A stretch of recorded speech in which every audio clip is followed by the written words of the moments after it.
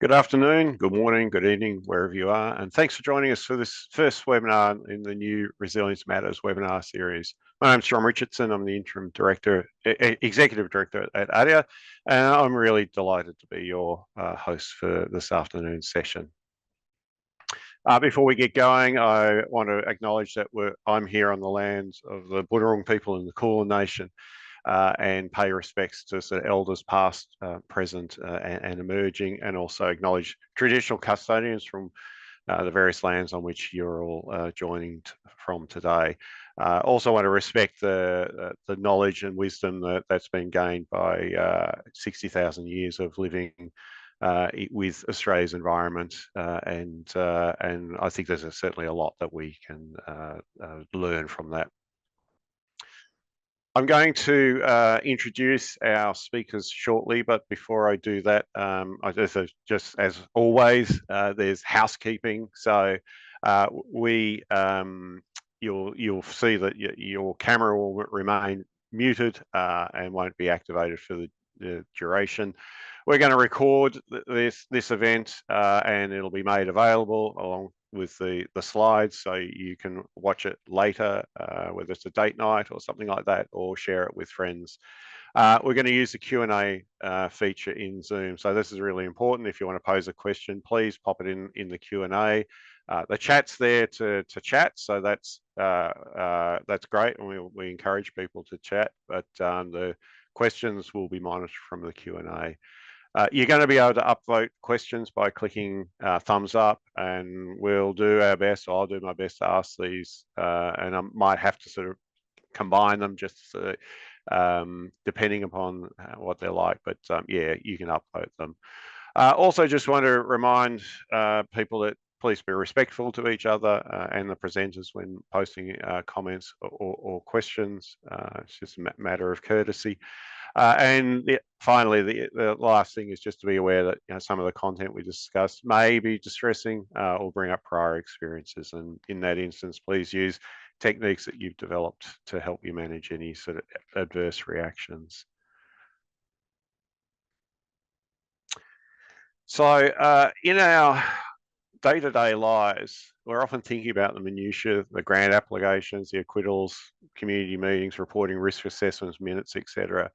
So I am actually going to ask you to stop for a moment in this next hour and think big for a bit. And hence, this is one of the reasons I've used kind of one of my favorite images, which is Earthrise, taken by the astronaut William Anders from Apollo 8 in 1968, I think it was. We're in the era of disaster risk reduction. We're all agreed, UN, Red Cross, our own NEMA, communities, and plain common sense tell us that we need to be shifting our attention to before the disaster, so as Mark Croswell says, really to take harm out of the system. Among the actions of our National Disaster Risk Reduction Framework's second National Action Plan are that there is an increased understanding of disaster risk across the Australian society, and more decision makers are informed, empowered, and capable of reducing risk and disaster resilience. So this webinar series is part of our contribution to those outcomes. Around about 5 years ago, as the world was changing with COVID, Kirsten Jenkins and I were invited by AIDR to kickstart a series called Recovery Matters, a webinar series that brought the best available recovery knowledge to an increasing and growing workforce. But we, AIDR, also recognised that we needed to move upstream, and 2 years in the planning. And I'd really like to acknowledge the work of our former colleagues, Melissa Matthews and Alyssa Berry, for their vision in kickstarting this series.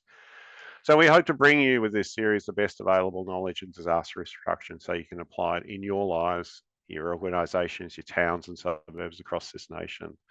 The first 3 webinars will be more conceptual and theoretical, and don't apologise for that, because I think it is important to understand theory, but we hope to also still add a practical element to each of them. But as time proceeds, as we did with the Recovery Matters webinar series, they will become more practical. Before I hand to David, I'd just like you to keep these questions somewhere in the front of your mind as we've got up on the screen. What are we protecting and why disaster risk reduction? my view from dealing with disasters, well, in this space for nearly 30 years, that most of the stories about disasters start with a hazard or the disaster, and it's a fairly technocratic, linear approach of understanding hazard, lives, and property. But I think context is important, and I think we all know that disasters don't necessarily happen in a vacuum, and they happen among people's lives and community processes. And understanding the complex and long-term needs of disaster is critical. The impact on people's health, their relationships, their ability to earn an income, loss of animals and nature, the impact on educational outcomes and community processes. What does this all mean for the lives that people lead and their hopes and aspirations and their participation in society? Experiencing the recovery process is not something that we want people to have to do. And we also know that that impacts on their health and well-being. So I think this is what we need to be thinking about when we try and answer the question, what are we seeking to protect? Increasingly, I'm also using the agenda for sustainable development with it as a sort of framing piece with its focus on people, planet and prosperity. And it helps, I think, frame, what is at risk. And this speaks to people living good lives and that they reach their potential with dignity and enjoying fulfilling and prosperous lives, and that we aren't living off future generations. So again, I think this is what we are seeking to protect. We've also got to be really mindful, I think, and recognise that human decision-making is not linear or straightforward. And it's influenced by complex psychological processes. And we could spend hours and days on this, but it is influenced by these processes as well as connections, whether it's to country or people, place, homes and objects. And economic circumstances and capacity, their capacity also influence people's decisions. So often these, as I was saying, these influence them in ways that perhaps is not immediately obvious. And finally, everything we do in the lives we live are supported by invisible and complex interrelated systems that we don't, like the Joni Mitchell song, know what you've got till it's gone. And so disaster risk often cascades through these systems, often with unforeseen and unintended consequences. So this is like, I guess, starting thoughts help us sort of think about what is at risk and its complexity, and why disaster risk reduction is important. So really now, to help us with understanding some of these foundational concepts, it's enough from me, and I'm really pleased and excited to introduce Professor David Sanderson, who's the inaugural Judith Neilson Professor of Architecture at University of New South Wales. And he's also been working in 30 years in this space in development and emergencies, and is also a great purveyor of the music period 1978 to 82. So we share that in common. So David, I'm going to ask you to take us through the foundations in disaster risk reduction. Well, thank you, John. What a wonderful introduction. And to weave in Joni Mitchell while talking around disasters is nothing short of impressive. It's a genuine privilege to be doing this, and thank you, John and AIDR, and thank you to everybody on this meeting. I'll try not to be dull. I'll try to make it interesting. Just on that, a week ago we were prepping for this, and I said to my friends at AIDR, shall I blur my background? And it's drawings from our 8-year-old daughter Sage, and they very generously said, no, don't leave it up. And I reflected on that, and I thought, they're absolutely right. One, they're great drawings, but more importantly, it's the underpinning point of which I think John touched on too, that disaster management is everybody's business, and it's part of every day. And the weaving in of disaster management to the everyday is really vital. And when it is, it's part of a continuum. And when it's not, it stands alone. And of course, they're dramatic events. But a lot of the evidence points to success in disaster risk reduction when we see it as part of everyday life. So that's why this is my all-time favorite photo from the Tumberfest in the Snowy Valleys in New South Wales some years ago, an initiative I'll refer to later that a few of us were involved in. How can we make our communities safer? Regular people getting on with life doing stuff. So John very kindly asked me to talk about foundations of DRR, as we call it, resilience, other things. The next slide, please, will mention to you my outline. Like all good sermons, things are in threes. I'd like to share with you two models, really from international humanitarian work and international disaster management, which was my background. I'd like to present, well, just to present, talk about some of the terms that we use. And the big secret is they all add up to pretty much the same thing. That's the spoiler alert. And the third bit, talking around disaster risk reduction, which I personally find a great headline in practice, and some thoughts on that.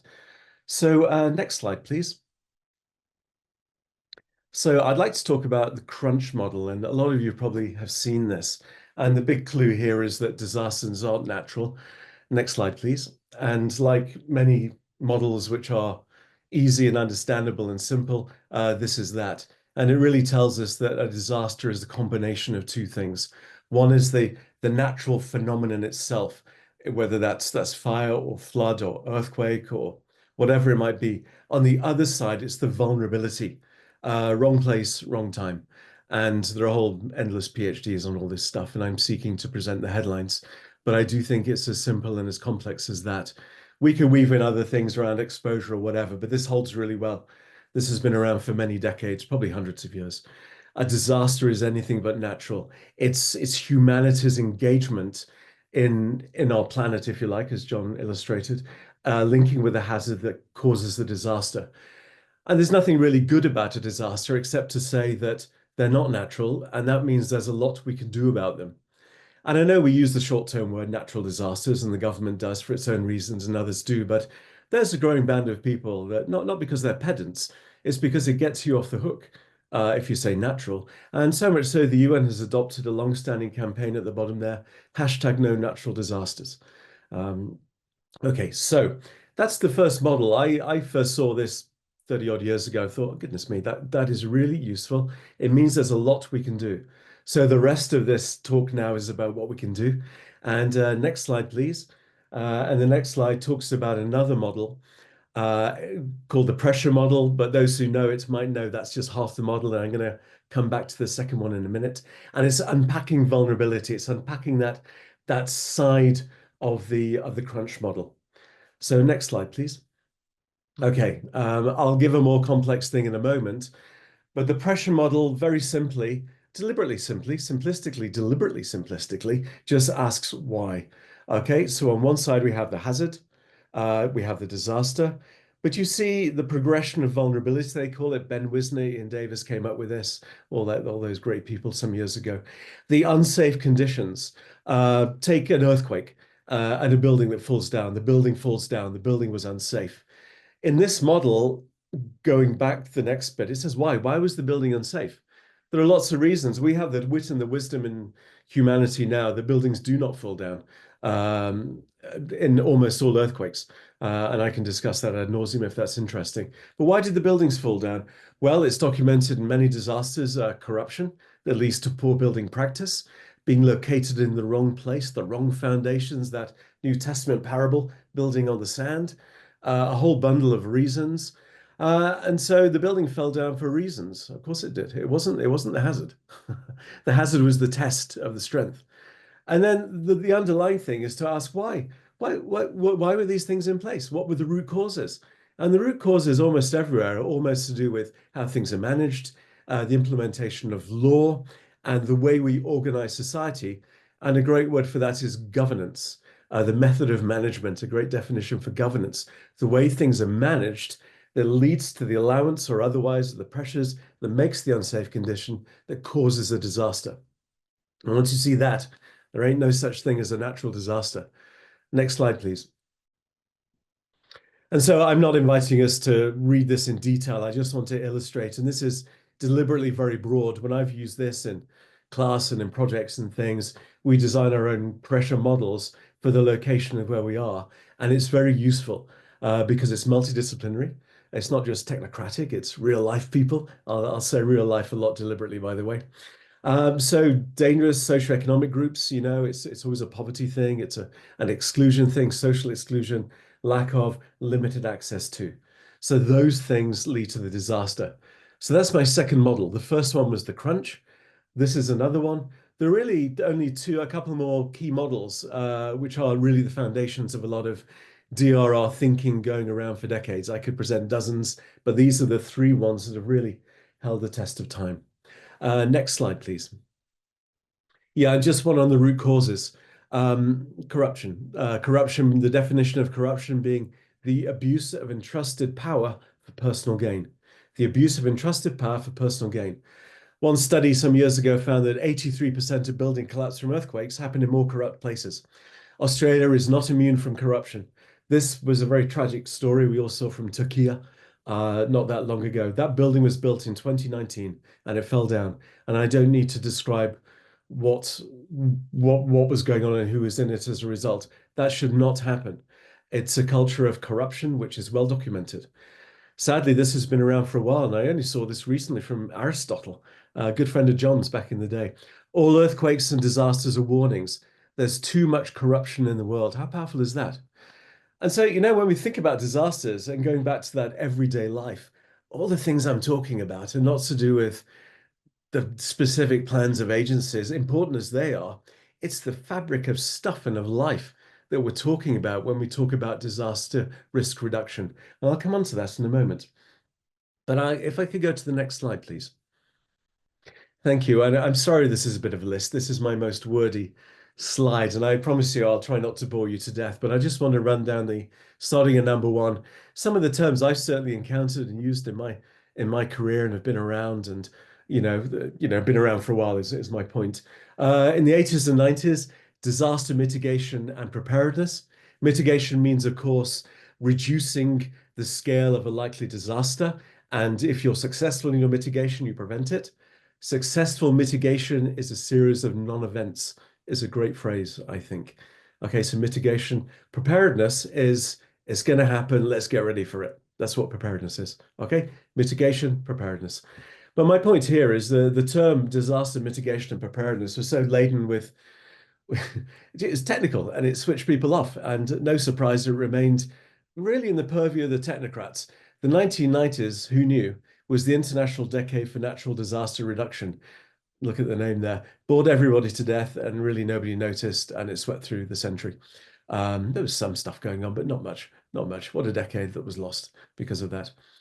A second one that's been around really since the 80s, probably longer, of course, linking relief, recovery and development, LRRD. And this goes to prove there ain't much that's new, but that's okay because it's the reissuance of principles that work. And this was about the idea of development, meaning international development, chronic poverty, and linking together disasters with chronic poverty and linking them. And that really came from aid agencies that were working in both areas, as I was with NGOs, and John was, and others in this call, no doubt, linking them together, recognizing they've been seen as separate. And that was nuts because it needed to come together. And then I don't know what you think, John. I can't really see you. At 20, 25 years ago, people were a bit sick of long terms and came out with disaster risk reduction. A great phrase, DRI, says it all, disaster risk reduction. Does what it says on the tin. That's a pretty powerful phrase. And guess what? It's about reducing disaster risk at all stages. In response and recovery and preparedness and mitigation, and prevention means success, of course. And then the one that's very fondly held in Australia, prevention, preparedness, response and recovery, PPRR. I'd never heard of that till I came here. I think it's great. It's part of the cycle of disaster. It's quick terms from the cycle of disaster. I thought of presenting that as the other model, but I haven't. I just thought I'd refer to it. And it's the before and the after, if you like. Prevention and preparedness before, response and recovery afterwards. That's what it is. A lot of people don't like that. Some find it useful. There it is. And like all models, if it helps, use it. Sustainable livelihoods was big in the 90s and really fell off the radar in the early 2000s. I could explain that, but that's a side story. Sustainable livelihoods was huge for about a decade, and it was about an understanding of life to do with assets, actually. You've probably all seen the great work of Daniel Aldrich and social capital. A lot of that derives from livelihoods thinking of the 1990s, which itself comes from economics. And so valuing social capital was around for a long time. Livelihoods was about And social capital means the skills of people, well, not the skills, the networks, the friendships, all those things which are central for good recovery and better preparedness. I'll come on to that. But livelihoods made that literally the center of its modeling and added disasters. And that was big and then it stopped, but that's okay. Because that really paved the way for many people for resilience. And I'm going to talk about resilience a little bit more in a couple of slides. So I'll hold that thought because I know it's a divisive word, hey? Yeah, let me hold that and I'll come back to resilience. And then the final one, the humanitarian nexus, that's been around 8, 9 years. And it's an international one around from the humanitarian side, if you like, people responding to conflicts and disasters. And this is a lot in conflict, by the way, the nexus, which is bringing around everyday life, if you like, with disaster and conflict issues and bringing it together, not seeing it as separate. And the big reveal is in the next slide, please. They all have the shared essence. I love this phrase, capacity to withstand shocks. I forget where I was 10, 15 years ago, somewhere we were playing with definitions, and somebody said that, and I thought, my goodness, you said it.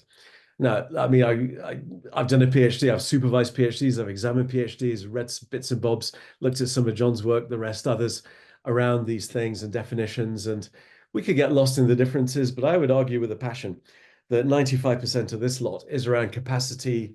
Well, it's 100% to withstand shock capacity, and there's the weakness or the strength. Capacity, societally, individually, local government, everything else. To withstand is a great phrase because if your capacity is strong enough to withstand it, you prevented it. All right.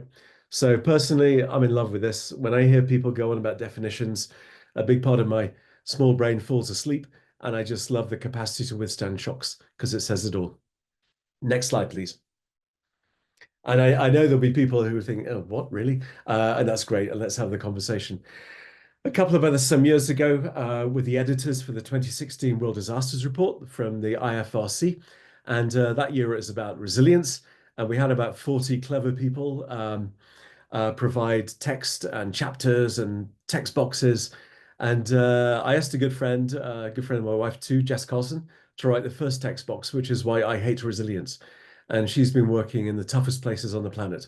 And so, if you say people are resilient, some think it's an argument to leave them alone and not do stuff. That happened after Hurricane Katrina. Other people find it useful. I think it's great personally, I've got to tell you. And the definitions are great. If you like it, use it. If not, you don't. And as we know in New South Wales, it's been quite toxic. And there it is. But I just want to, since this is about concepts, as John asked me to talk about, just a little bit about resilience.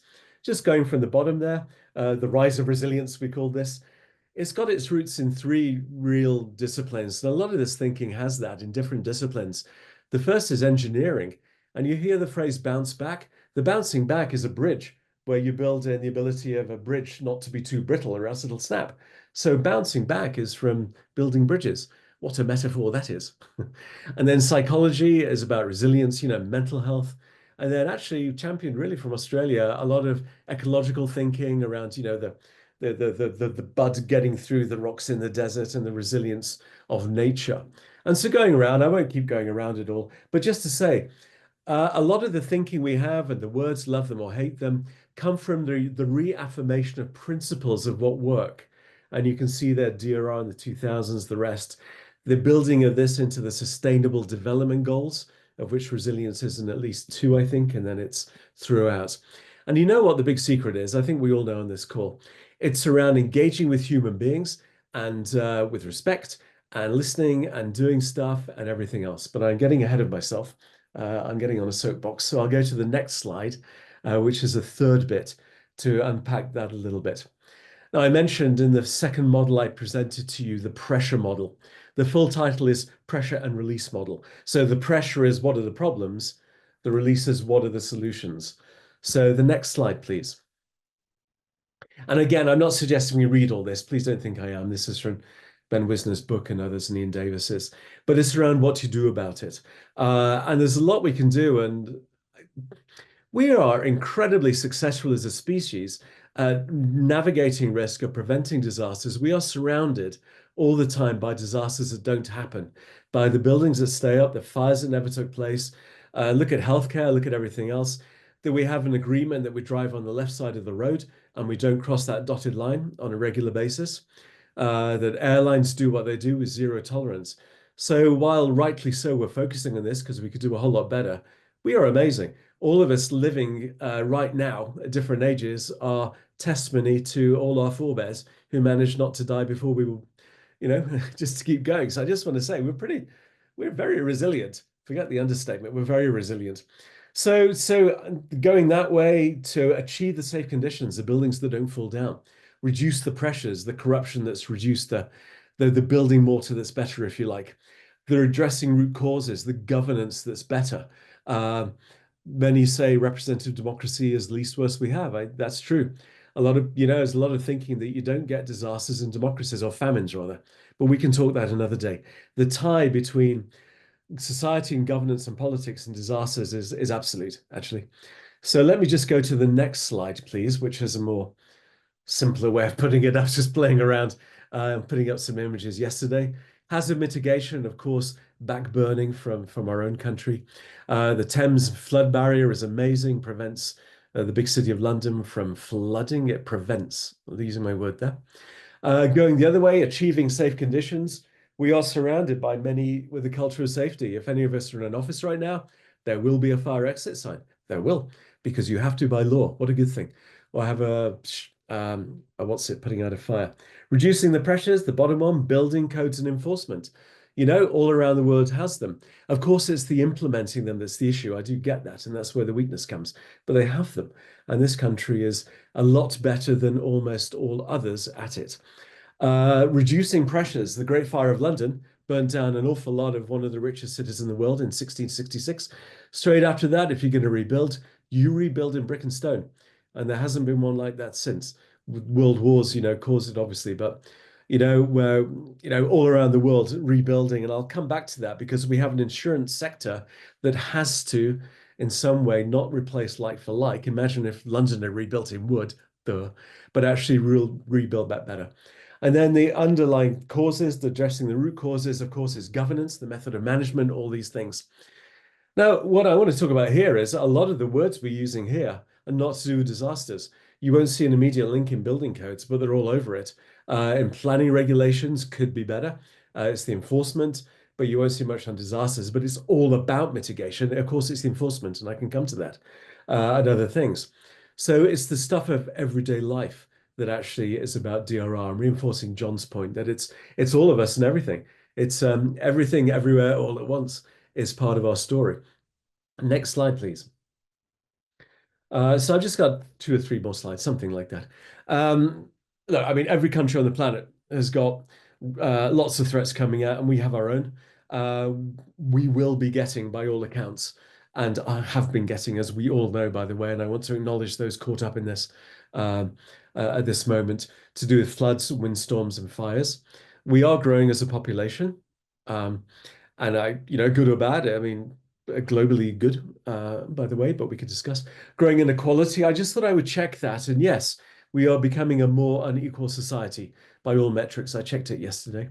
Unaffordable, unavailable insurance. We did some work on this. I'm going to come to this in a couple of slides. We did some work in Lismore, affected by the floods. And somebody said very powerfully to us, the floods hit the housing disaster. And as we know, Australia is experiencing a housing crisis right now, affordability crisis, cost of living crisis. This all weaves into risk and disasters. They are not separate things. And that's why I'm mentioning it. And then cascading disasters. We heard people say no time to recover. The cycle of disaster, PPRR, is based on is that you're recovering, get ready for the next one. What if you don't? What if you get a bushfire, then you get COVID, then you get floods? There's no time for that cycle, which I think why a lot of people don't like it. Now, I could have put any map up of Australia, but I just thought I'd pop this one in. This is from our initiative, howwesurvive.com. It's a new initiative we launched 6 months ago. And you might think those tags are around instances of disasters, and in a sense they are. But what they are stories of people caught up in disaster and how they recovered, for better or for worse. And we've been trawling through Royal Commission reports, publicly available information, putting it up there. My colleague Laura's done an amazing job. 1,000 stories. Our ambition is to have a world map in a few years' time. We're working on that. We're quite serious about it. But it's around elevating people's voices to actually have a stronger a stronger voice in recovery. And I'm mentioning this on purpose because of the next slide coming up. So next slide, please. Okay, so I want to end on threes. I trained as an architect. We love threes, everything in threes, triumphal arches onwards. So next slide. The first of three things. These are all evidence-based, by the way. Localizing disaster decisions. Other ways of calling it are community-led recovery, community-centered recovery. I'm just taking the wider angle of localizing decisions relating to preparedness, mitigation, response, recovery. Kirsten's going to speak in a moment from local government. We did a big bit of work these last couple of years, I'll mention in a moment, and we argued as a result of that, the local councils need a fourth R, roads, rates, rubbish, and resilience. We need to build that in. And we also argued in the localization that it's not okay to have a state or a federal disaster authority, great as they are, by the way, with a lot of people full-time there, and at the same time, where I live in Windsor Carriby, one person working 2 days a week, living out the back of a van, who's a community resilience officer, that is not okay. And of course, if you believe in localizing governance, if you believe in local governance, it's changing that game. And there's a lot of people pushing on that to localize recovery and preparedness because it works better. That's where the evidence is. Second, please. Next slide, rather.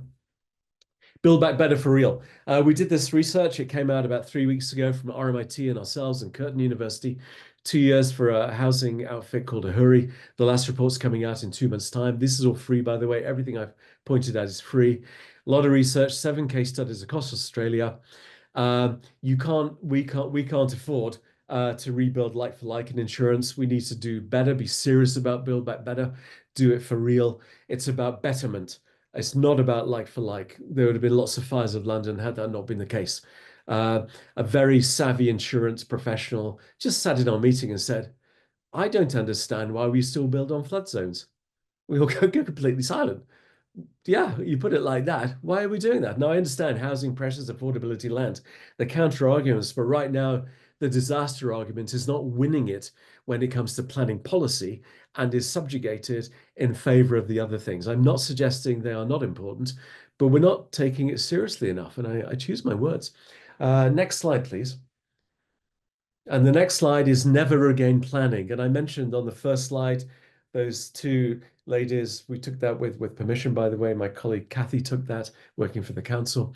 And we did a small, modest initiative called the Resilient Towns Initiative. But the point was from day one, we went straight to Red Cross, went straight to the local councils, to communities, and said, what can we do together to make our communities safer? Now, I know we have Get Ready programs. I'm not suggesting this is new. But what maybe was different was a listening exercise, not a top-down command and control, a bottom-up support. And that works. It works everywhere. Ours was a drop in the ocean. Here today, gone tomorrow. But unless and until those with money and state and federal authorities and budgets take seriously, and I'm not suggesting people aren't serious about it, but unless you monetize and quantify the time it takes to engage and are prepared to devolve power and resources so local government gets more than 0.5% of the budget, we're going to be stuck in this cycle where people are not in control of their own activity. So I'm going to stop right there. Actually, we could just go to the next slide, please. It's my last slide because my email is on there. And please fundamentally disagree. I don't mind at all because it's drawing out the principles. But my quick summary, one sentence summary, all the concepts, all the models are, we can take control, we can prevent, we can mitigate, we can prepare for really well, and lots of great examples. But the political will and the intent needs to be there if we are serious about meeting the escalating risks we face. So thank you. Thank you, David, for that interstellar tour around their concepts, cosmos. It's I can listen to you for hours.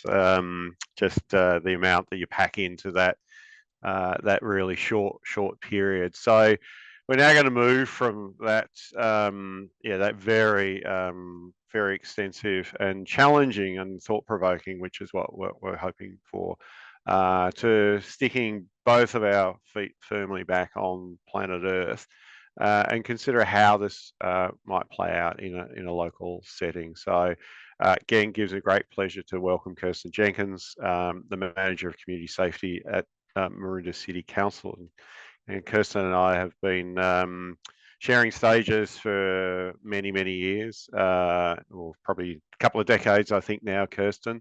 And she's a very humble person with extraordinary experience, as you can see in the chat. So it's really an opportunity, Kirsten, for you just to sort of take what you've heard and think about what this might mean for folks out in local government, in local organisations, and the like, and just give us a few reflections on what you've heard and what your experience is.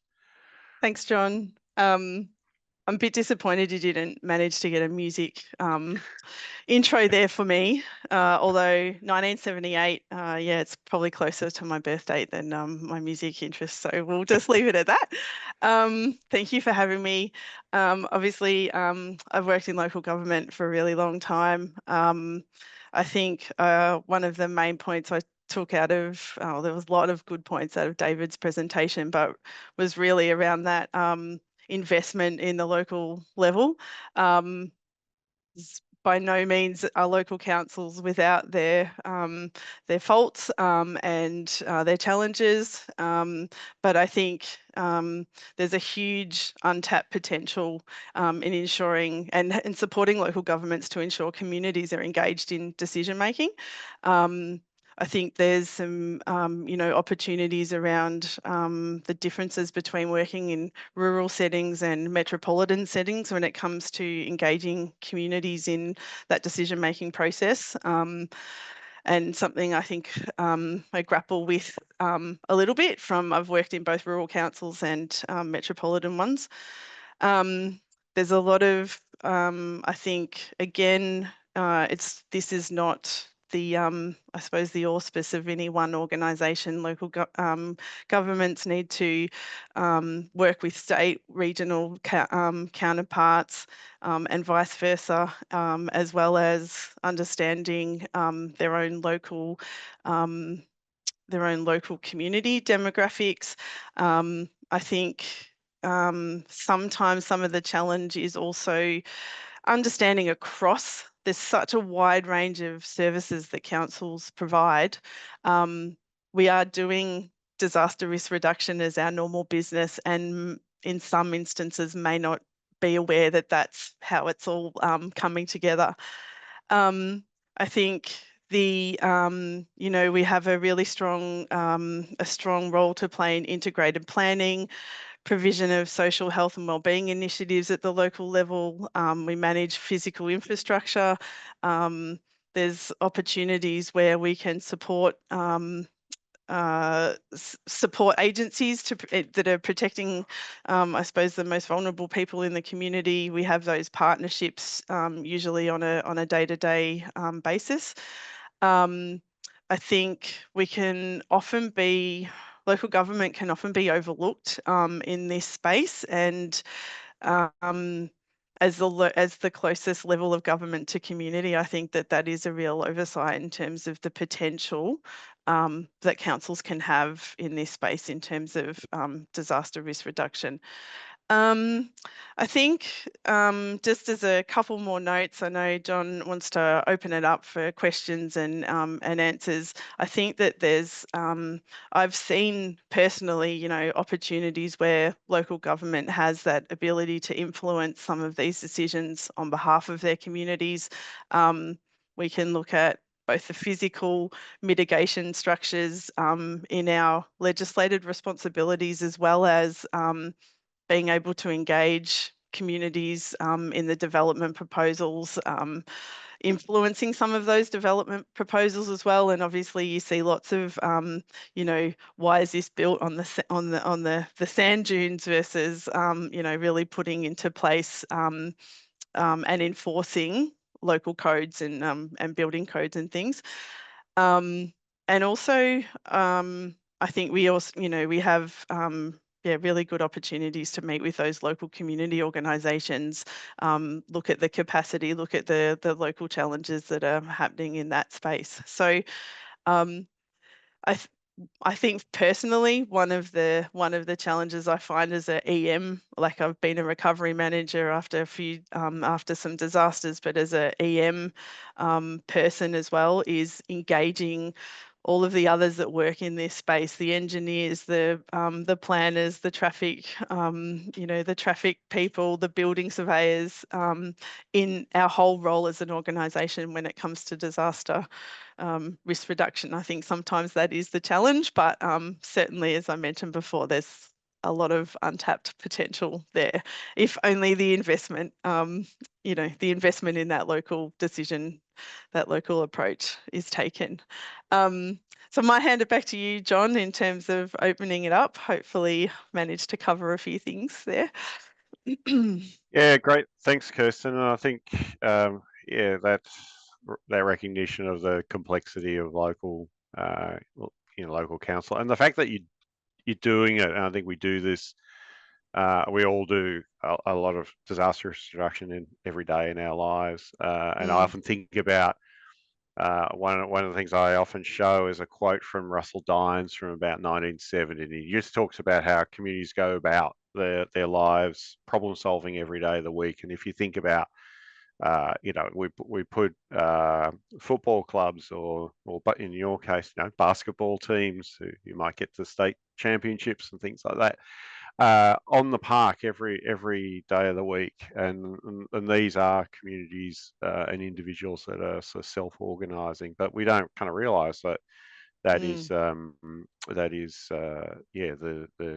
kind of idea of, like, that is resilience in a way, I suppose. So I might, and we've got a couple of questions coming through. Fantastic, because I was going to go reach into my bag of tricks. So Teresa Chapman's asked us, any ideas how we can support local governments to strengthen their DRR resilience capacity when the other R's take up all of their time and energy? And I think this would be great for both of you, because I know, David, with your work up in the Alpine areas, then maybe start with you, Kirsten. I think maybe there's another R, which is also like respect in terms of like the respect of those relationships and the work that local government does. And we're finding we are seeing really that the financial and resourcing constraints at this level of government, particularly in Victoria, is huge. In saying that, there's a lot of work that goes on at the local level with limited resources and really, skilled and passionate people that do this. So yeah, I mean, I think across the board, I've always kind of sounds a bit cynical, but I always feel like there's a lot of funding that's put into the stuff that you can see, the physical infrastructure, the bridge or the levee or the other things that you can see, and we don't put enough of that investment in the people and the human side of that part of the risk, part of the resilience and the risk process. So look, I don't know. I really feel like the investment in the intangible stuff that you can't see, that builds community and social connections and shows, communities are so good at coming together after the disaster. It's about highlighting that coming together before the disaster and being able to put those things into place. Yeah, I don't know. That's great. Yeah. And David, your thoughts? Yeah, we don't take it seriously enough. The state and federal government is not incentivized to fund local government because they say they're too weak and disorganized and all those things. And that's the ultimate chicken and egg, right? If you don't put money in, then you continue that. And unless until that changes, we will always be like this. And the weakness occurs when we don't take seriously local levels of recovery and preparedness. Because power is centralized. We live in a model of democracy that's centralized with lots of layers of government, and it's not okay. So actually, I do come back to the idea, why do state and federal agencies have a lot of people who are all, without doubt, very good? This is the systems, not the people. Don't get me wrong. and put the money into that. I mean, because funding is needed for that. Again, don't get me wrong. But yet this woefully underfunded swathe of locality, while at the same time saying community-led recovery is the gold standard. If you do that, then you don't fund it. You continue to be doomed to be top-down, command and control, to disenfranchise people and their thinking. And that's not just here, by the way, that's all over the world. I've worked in a few places. I've never gone to a place where the phrase overwhelmed and under-resourced for local government was never wrong. Yeah. Yeah, thank you. And I think, look, this question from Julie also follows on from this, and it's it's hard to shift government budget allocations from the election political cycle, and I think particularly where sometimes we've got 3 years and sometimes we've got 4 years.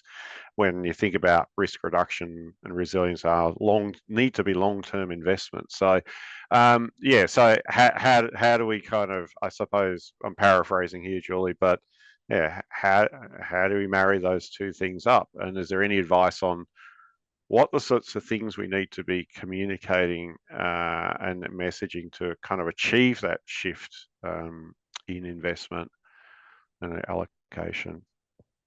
I might ask you, David, this one. I can resist sticking my hand up. I'm just reminded, John, you and I from the aid world background, that Oxfam's strategy and advocacy, which is very successful about, identify the issue, identify the baddie, propose the solution. So it might be coffee growers, it's the rotten coffee shops, change the pricing and it works. And I think a lot of focus needs to be, it's not actually with communities, it's, I'm sorry, broken record here. It is going back to state and federal bodies. And so, yes, the long term, and obviously electoral cycle is a good thing. The last thing we want is despots or dictators. So yes, sign me up for that, and have a view the long term and that shape going also, and that is local government. Local government. Sorry, I'll keep saying it because they are the missing piece all over the world. And just well, and at least here also. Yeah, I think just on that too, I totally agree. And I've, found also just in recovery, recovery doesn't finish on the 30th of June. When when the funding runs out, or the project acquittal report has to be provided. But I think it is continually about advocacy. It's finding who are those people that that can influence those decisions. It's we've got a group of CEOs that all meet out here in the eastern region. I'm sure it's similar across the the country. How do you start to work together to continue to advocate for longer funding opportunities? Maybe it's 4 years to 5 years rather than 2 to 3 years or 1 year. But I think it's a challenge that we all face, and I think still advocacy is a really important point. In terms of who to keep speaking to, the lived experiences of people around that also makes a huge difference. If I could just add a quick PS to that. Sorry, John. Kirsten, I couldn't agree more. And we live in a country where democracy is good. It is good compared to the rest of the planet. It really is. It may not seem it, but it is. And we should be the gold standard. My colleague Kate always says this. We should be leading at the front. We should be the best there is at this, and we should. And there's no reason why we shouldn't. We're also very polite, and that's a good thing, of course. Maybe there are times to be more pointed around things. Yeah, thank you, David and Kirsten. And I think the next one I want to, I think again, it's an extension, riff on the theme. This is an interesting question, I think, which goes to the tension between thinking about disaster risk reduction and the other and everything else. And so Queensland has the Resilient Homes Fund, but there's difficulties in meeting development and planning requirements set by other state legislation. So how would you recommend gaining the kind of political thought or impetus to change other legislation so that's reflective of disaster risk reduction? That's such a good question. Yeah. Even in my normal day-to-day just work, you often find a conflicting piece of legislation that doesn't help the work that you're trying to do. you know, I think working alongside, being able to tell the story and continually, you know, building the case around why that what the impact of that piece of legislation is having on this particular work, I think is really important. I don't have that experience in terms of, I suppose, state driven planning schemes versus what that looks like in terms of rebuilding and in-building and infill building at the local level. But I know that without that local input or understanding, having a full understanding of the impacts at the local level, those decisions that are made at the state or federal level are, you know, have huge consequences. And sometimes, you know, it could be a word in a piece of legislation that changes the whole meaning of it. So again, it's really, who are those members of parliament that you might have close to you? Build the case with other councils around how that piece of legislation is impacting the work that you're doing, and then just try and, you know, go from there. It is, yeah, I couldn't agree more. I'm just reflecting and trying to sort of add to it because obviously, Kirsten, you're in it, so I respect that. Look what's happened in our world since January with America, with the stuff, Europe, the right, everything else, you know, just before that, and the disruption that can change. And a country with, you know, like the USA that has turned into a different place in the last 3 months due to the power largely down to one man. And that can happen. Those shifts, those swings can happen. And I'm just pointing out the disruption word here, for better and for worse, clearly. That what we assumed has happened before may not be happening in the future. And we do live in societies that are surprisingly and amazingly fragile, actually, when norms can be subverted like that in very established democracies. I'm going to say no more than that, but you know, just saying, you know, if we, I mean, what's your theme this year at the AIDR conference, John? It's radical changes, isn't it? Something like that. Radical Yeah, transformations. yeah. So that, I mean, that's great. We often say it, and this is nothing to do with the conference, but we rarely do it. And Yeah. I'm not a fan of what's happening in the US at all. And you know, wow, the power to actually radically shift. And if the sort of people on the right side of history don't actually do it, the people many would argue on the wrong side of history will do it. So without being overly dramatic there, just saying, you know, and we live in a place, I mean, look at the existential kind of stuff we're talking about. There's scope to be more radical. Yeah. Great. And look, at the risk of breaking the fourth wall, I might add something to this as well, because I think also to your point, Kirsten, going back to what I said at the start, understanding, making really strong cases means we need to be talking about what impacts disasters have on people's lives, so that it helps with the decision making. Because at the moment, I think we just kind of say, oh well, it's a flood or it's a fire, and we sort of treat the decisions in a fairly dispassionate way. But if we can bring in sort of that understanding that yeah, these do mess with people's lives, they mess with their ability to participate fully in society, and I think that's something we tend to forget. You know, think about mental health sort of issues and what impacts that has on people's ability to participate and contribute and live good lives. So I think that's the other bit we have to be much stronger in sort of demonstrating these impacts, rather than sort of, you know, just a fairly sort of perfunctory, you know, sort of houses damaged or inundated and things like that. So anyway, I will return to the stage. We've got probably one time for one more question, I think. We're going to go to Marcus's, so it's a slight shift. And bringing it into, let's look at a sort of a positive focus in a way. David mentioned localized disaster decisions. What are examples of where this is occurring in Australia and methods to develop it across local governments? And would this include establishment of community emergency management plans?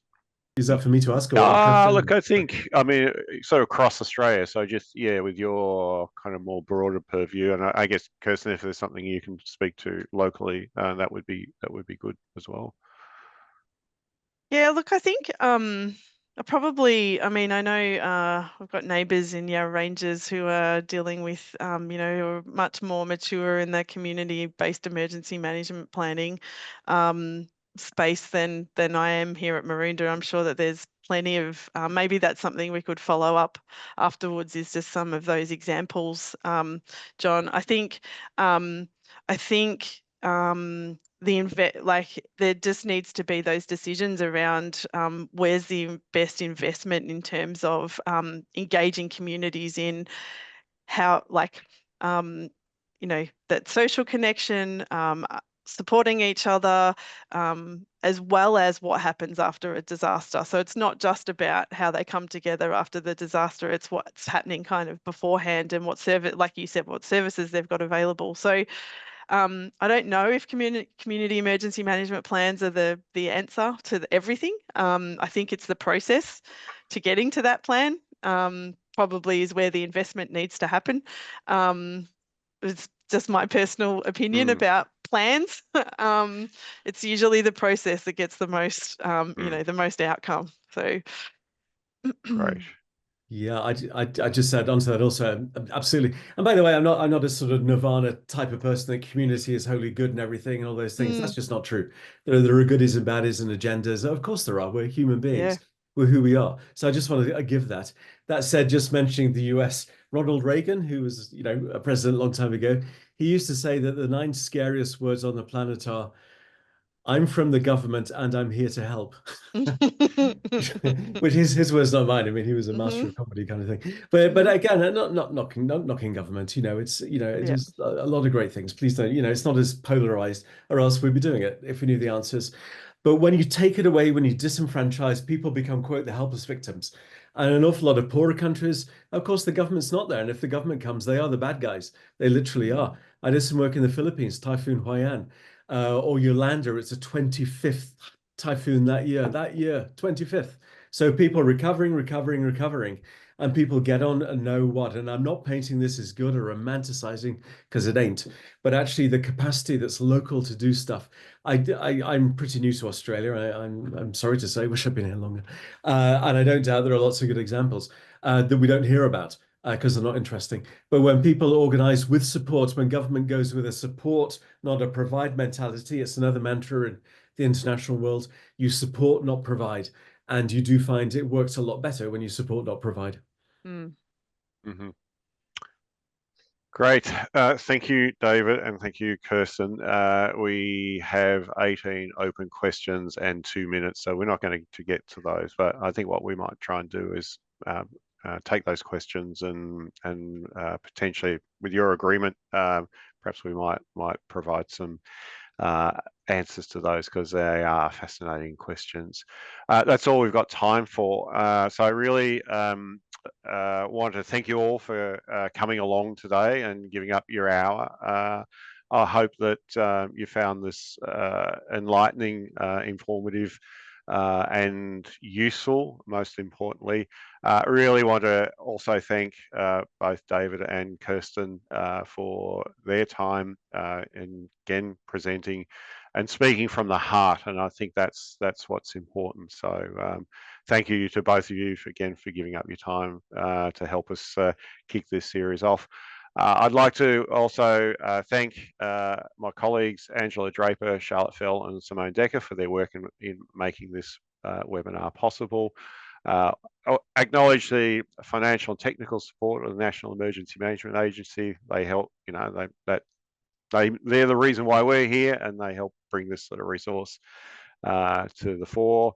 Of course, we will record this, as I said at the start, and it will be shared out once we've done some editing. So again, feel free to share it far and wide. Our next webinar in this series will be on Wednesday, the 11th of June.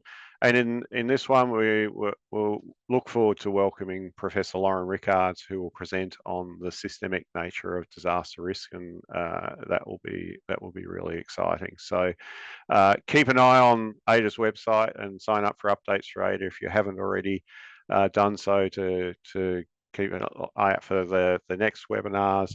And when you leave this the webinar, we're just going to ask you to do a short survey. This really helps us with information to make sure that we are hitting the mark, and we're often referring back to the results of these surveys. So it's been my pleasure to host you this afternoon in this first Resilience Matters webinar and on the foundations of disaster risk reduction. As I said, this is the era of disaster risk reduction, and we all have a part to play. So I thank you for that. And until next time, stay well.